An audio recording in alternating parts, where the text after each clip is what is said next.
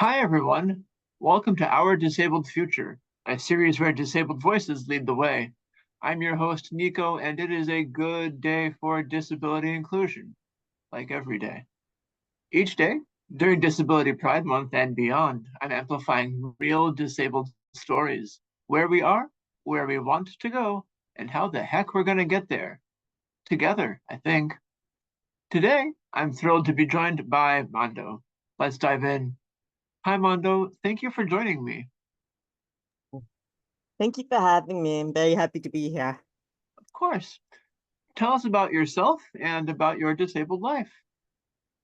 Well, for one, hi, Mondo. In terms of my disabled life, that's something that I've been thinking a lot about, and even just like the phrasing, because it's like I can't separate the two. My life is intrinsically impacted by my disabilities.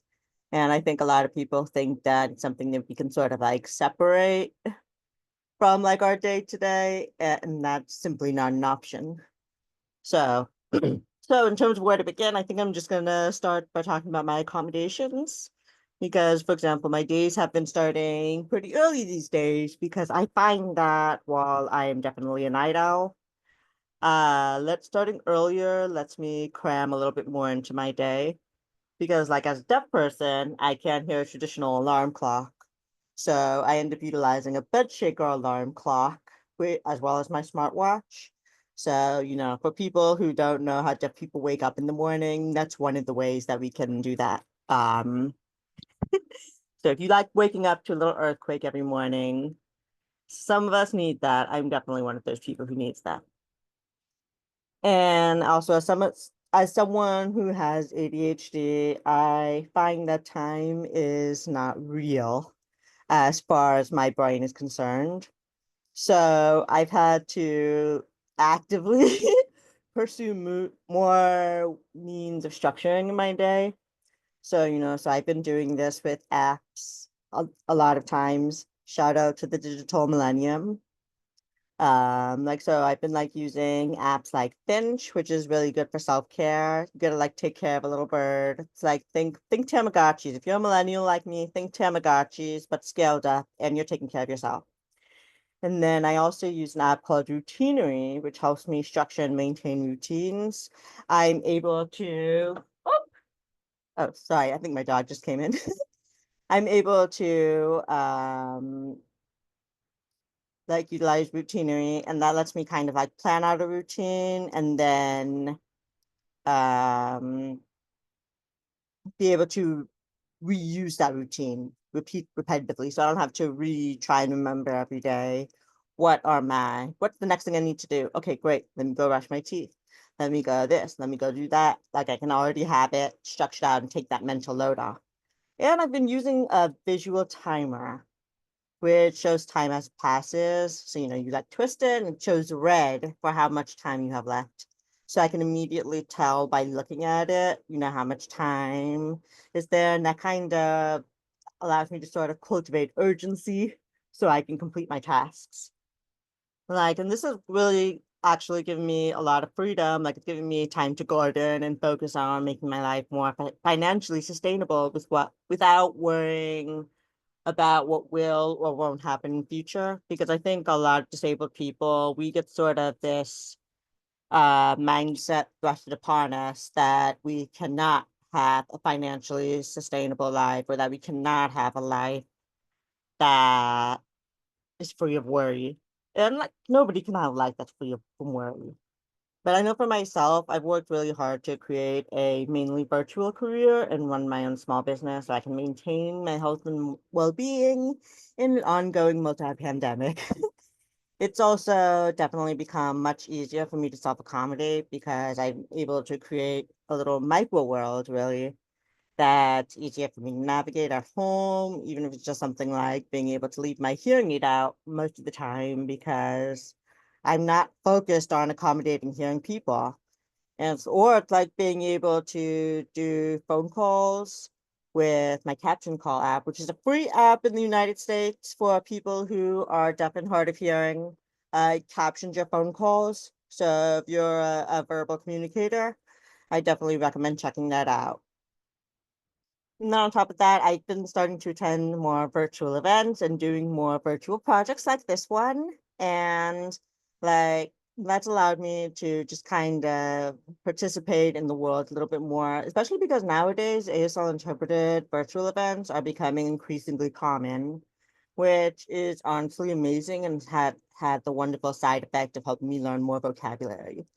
Because I find that as I like to make this joke that people will get it, that people like me are Alexander Graham Bell's wildest dreams.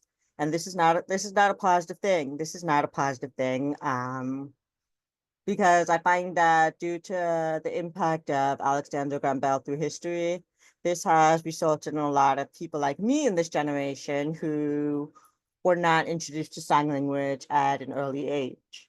So that's why right now I'm communicating with you with my voice, even though I am able to sign and communicate with my deaf community, like and have like very thorough, wonderful conversations. I don't have the vocabulary to encompass all of the words in the work that I do in a way that I can know for sure makes sense for other people. Because, like, for example, for myself, I have had to make so many changes in how I function, specifically as a part of unlearning sort of internalized ableism and thinking that I have to do some things a certain way, otherwise I don't have worth. And so that's something I've been actively working on challenging as part of accommodating myself. And yeah, Thanks for doing that work for yourself, and for telling us how you navigate the world and the accommodations that you use. I've done a few of these interviews by now, Mondo, and nobody's yet come up and begun with those accommodations, so it's a refreshing take for me. Thanks. What does a disability-friendly future look like for you? You've done a great job of telling us what your current situation is like. What do you predict in the future? well, for one thing, the what life I've created is something that I've only been able to apply to myself specifically. And part of that is only really due to the fact that I have support. I don't necessarily have major institutional support, but I have governmental support to a small degree, like locally. The local area have governmental support. I have a community that allows me to work with them and create new solutions that allow more people to enter these various scenes and things like that. And like ultimately, really, I would consider a disability friendly future to be one where we don't necessarily have to advocate. We don't have to advocate all the time just to get through a day out in the world. So, like for me, for example, well, not even just for me, but in terms of what I see as a general big dreaming, big imaginative dreaming, I would say that a disability friendly future looks like ones with sidewalks that are wide enough for wheelchair access, ramps just becoming more common. I just found out that you can buy pop up ramps now, like little tiny ramps that are just the right size for people who don't have the ability to build a ramp, for instance. I like ASL interpreters being budgeted for in advance instead of scrambling last minute and you're like, oh shoot, we need an interpreter. Oh my God. Like, 'cause that's something that I've been organizing a lot for my local community because I was like, we have a thriving deaf population, but I don't see as many of my people at the same events because the majority of them are not accommodated. And people don't really consider it until they meet me and they're like, oh shoot, there's a deaf person in the queer space. What do we do? What do we do? And so like things like that in advance, not as an afterthought. It's captions being utilized. It's movie theaters having more open caption movies and more events, venues, public spaces, pretty much anywhere that has the ability to control a space to have masks be a required thing. That's something that I find super important nowadays, especially because, like I said, multi-pandemic. There's all types of stuff in the air right now that we can breathe. it's fire season in California. It's about to be fire season in California, and we tend to have at least one wave of time where we get like a tremendous amount of smoke in the air. So it's so many reasons why masks should be required. And it also looks on like doctors being informed on disability beyond just the medical model that determines, not to put too fine a point on it, that to be disabled is to be a broken human that needs fixing, regardless of our quality of life. Like, I mean, most of us, I've had one like hard of hearing audiologist in my entire life. And they were the first and only audiologist that fully accommodated my hearing disability, my deafness, while every other audiologist I've had has tried to call me on the phone, for instance, which, if you understand what audiologists do, this is kind of a problem. And so it's like, as long as medical staff is exclusively able-bodied people, that's going to be a problem. So I want more disabled doctors. Like the fact that there are stethoscopes. When I was a child, I wanted to be a doctor, and I found out that, and I was like, oh shoot, doctors need to use stethoscopes. I'm deaf. How am I going to do that? And then I find out that in the present day, they have stethoscopes because guess what? A lot of doctors age. They get older. They lose their hearing as they get older.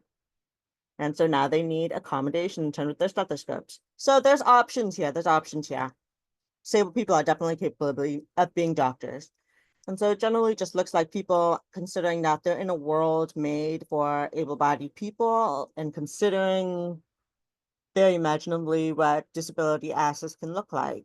It looks like people understanding that disability isn't some cookie cutter experience. Like I know so many other like deaf and hard of hearing people, and no two of us have the same life, but we've created a culture around what we have in common instead of what differs. I'm pretty sure two deaf people from anywhere in the world could probably run into each other. We might not even have the same sign language, but we will figure out a way to communicate. And I would love to see that across the board, like people who do not have to, like specifically able-bodied people, seeking ways to communicate that are not dependent on their own abilities. Because other people, disabled people, we have so much capability, but we spend so much energy trying to accommodate a world that is not made for us, spending the time making the world more comfortable with our own existence instead of just living. If I have to spend time arguing with someone around why, people should learn sign language from deaf instructors, or why maybe you shouldn't run up just behind someone and start pushing their wheelchair for them because you don't think they're moving fast enough, or they think they need your assistance when they didn't even ask for that, so on and so forth. And so it really just, it does look like people being okay with the fact that disabled people exist and we live. We love, we laugh, we play, we have sex, we parent, we work, we drive, we exist very joyfully. And I think many of us who are disabled agree that if society as a whole was more accessible, without question, things would be so much easier for everybody, including able-bodied people. That's a really comprehensive answer. Thanks for thinking it through.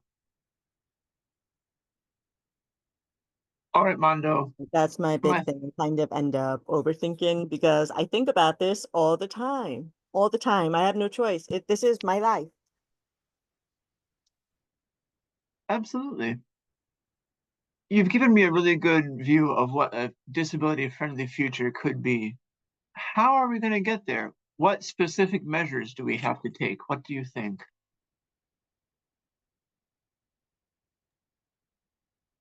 I think that a lot of people think that the be all end all of disability justice is limited to what the state and federal institutions approve.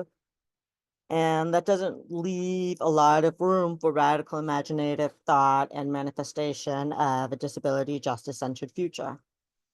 And so I would like more people, more places, like as previously mentioned, that have control over their own spaces to assess their spaces for accessibility and to make changes accordingly.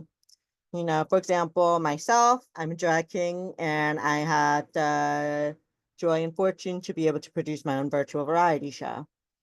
So, and I've been working on making that happen in person as well. And I find that it's been an uphill battle with my local community regarding mask required events.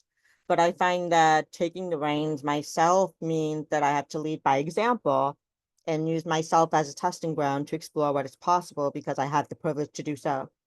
And I know that there's people out there with so much more time, energy, access, funding, and I'm doing this, you know, shoestring budget, hustling. I sell books, I do consulting, so many things specifically to make funds to make sure that at the end of the day, if nothing else, I am able to pay my performers, who I consistently make sure are usually in the intersections of being Black, being disabled, and being queer.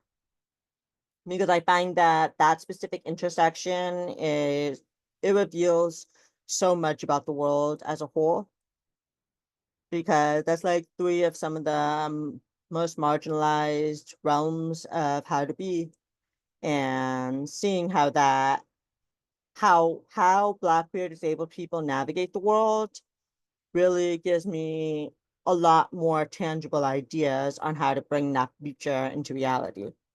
So, for example, like I said, I started the Black Valley Review during COVID because I realized that virtual shows were the easiest to make accessible for the most people.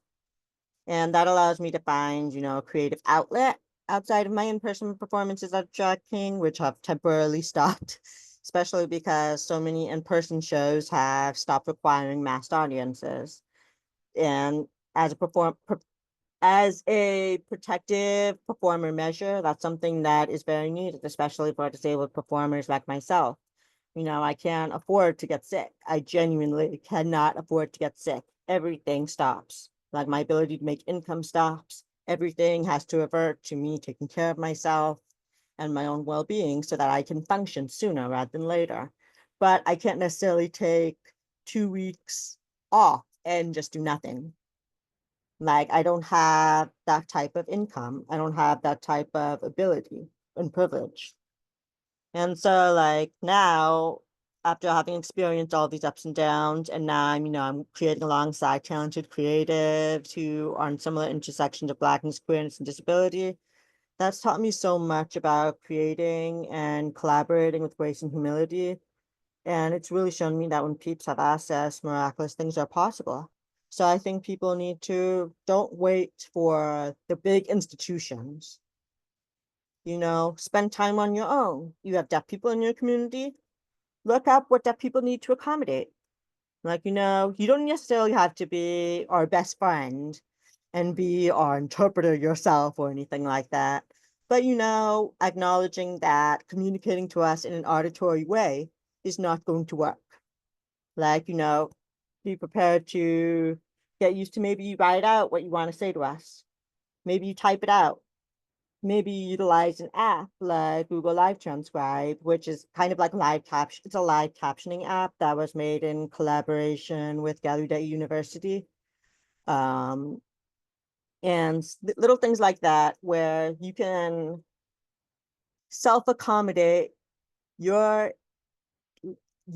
imaginative limitations as an able-bodied person and figure out how you can accommodate outside of yourself. Because like I said, like even right now, I find a lot of people who will come up to me and they will ask me questions about disability, not because, you know, they necessarily are like disability justice minded, but because their elderly parents or grandparents need accessibility. They've been able-bodied their entire lives and now they need accessibility. And they didn't realize that, oh, how am I going to accommodate my parents who, you know, maybe they can't hear? Maybe they have more medical equipment that they didn't need when I was a child, for instance, like so on and so forth. So being able to, that gives us another way to see what we would need in disability friendly future. How are we taking care of our elderly? You know, how are we taking care of disabled people right now? Where are the gaps there? Are we listening to disabled people when they talk about these things. Like, we shouldn't all have to automatically figure out 50 million hoops to jump through and how to jump through those hoops just to have a conversation or just to literally physically get in the door. And so that's what I think is necessary for us to, on the individual level, figure out what we can do so that we can tell other people on the individual level, like, hey, did you know that this is a great accommodation for people in these communities? Like, we have so and so and so and so, and I found out that they need these communities, sorry, and they need these accommodations. How can we provide these accommodations? And you don't need to make a big deal about it. You don't need to have this whole, like, okay, like, we just wanted to announce that we are providing ASL accommodation because Mondo is here. Like, we don't need that. We just need you to consider that, and consider that there's always going to be a lot of people who are disabled and need accommodations and will never tell you, specifically because of historical things like, the ugly laws, where it's basically like, let's shut away all the disabled people so we don't have to look at them or see them or think about the fact that they exist and have needs. We don't want that. We want you to see us as whole people who have disabilities. We're not broken. We have lives. We have full, complete lives. And we would just like it to be a little bit easier for us to determine what that looks like for ourselves. And so I think if we are individually able to really think about that, able, disabled, because I have to accommodate my friends have disabilities who I do not have. And I've had to learn how to accommodate them the same way they've had to learn how to accommodate me. So it's possible. And I would like to see more people with, the funds, the privilege, the wherewithal, the time to put just a smidgen more thought into how they are creating spaces, how they're creating office environments, school environments, everything. Queer environments especially. Mondo, thanks for that call to action. I certainly feel inspired. As our time together draws to a close, I want to give you a chance that you and I, as disabled people, rarely get, and that is a chance to brag about yourself, promote something you've got going on currently, or maybe you did something really cool recently that you want to brag about. You say that you exist virtually, so if you want to be found online, how can people do that? This is just space for you to be your own cheerleader, so take it as you will. Let's hear it. Whew. So that's a big question for me because I do a lot. That's like one of my trademarks, the fact that I'm constantly doing things.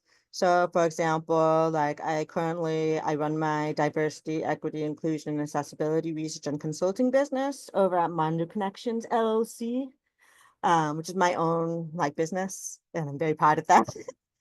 And my website is at mondoconnections.info, and I'm also on Instagram and Patreon under Mondo Connections. And that's more like where I focus on my scholarly and academic work. Like I was fortunate enough to just speak at San Jose State at the beginning of May regarding deaf representation in literature. Because my day job, like it's not even just that I'm a researcher and that I do consulting. I'm a librarian by trade. And I don't know that many deaf librarians. I can probably count all the deaf librarians I know on one hand. Um, and so that's something I'm very passionate about, to be able to apply all of this research knowledge that I've gotten and apply that for good and a little bit of chaos, to be able to use my own credentials to do a little table shaking. And so if you would rather have more of my artsy stuff where I do stuff like this through art, you can check me out on Instagram at Mondo Millions Official, or you can see the Black Queer virtual variety show I produce with my deeply talented peers over at blackvioletreview.nurc.com. And we are on Instagram as well under Black Violet Review. Like I'm also currently I'm coming up on 1 year of my work with a really wonderful organization named Love Liberated, which focuses on sexual liberation for queer and trans BIPOC here in my city of Sacramento. That's a project that I'm really proud to be a part of. We just put on a mask required event on queer and trans BIPOC and our health and wellness, like sexually and otherwise. We were able to have yoga, we had delicious foods, we had all these different little like accessible like programs and stuff, and it was really wonderful. Like I do so much.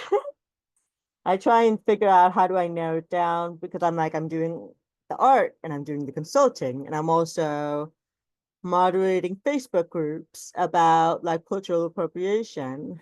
And like it's I feel very lucky that I have so much to brag about because I think a lot of us we get told that we cannot do the things, we cannot do X, we cannot do Y, it's just not possible, or oh, it's going to be too much work for you. And so being able to use myself as my own test subject, so to speak, and experiment with SS and really building that into my own career has been deeply transformative. It's been honestly miraculous to kind of see what happens when people have access, when they have care. And last but not least, this is not my space, but it's a space that I love. It's called Garden. It's basically a virtual space for coveting BIPOC. And I find that it's a very cute little space, little 8 bits. And I was tapped to create a virtual art gallery there. And that was, again, very transformative and something that I'm very proud to be able to brag about. And I got to be in a virtual exhibit that was created for my coveting BIPOC community, where I was able to be wholly myself as a deaf Black trans person and be seen for what I can bring to the table in so many ways. And I have tons of projects coming up still, but I will not go through the entire list. I already appreciate that you've allowed me to speak on these things at all. Of course, it does sound like you're very busy. Mondo, thank you so much for your time. You really opened my eyes to another sector of the disability community. All Yeah, right, folks, I'm so tune in glad. next time. Remember, this is our disabled future, and we're building it one day at a time together. Wherever you go, whatever you do, I'm rooting for you, and I can't wait to see what you do next. Bye.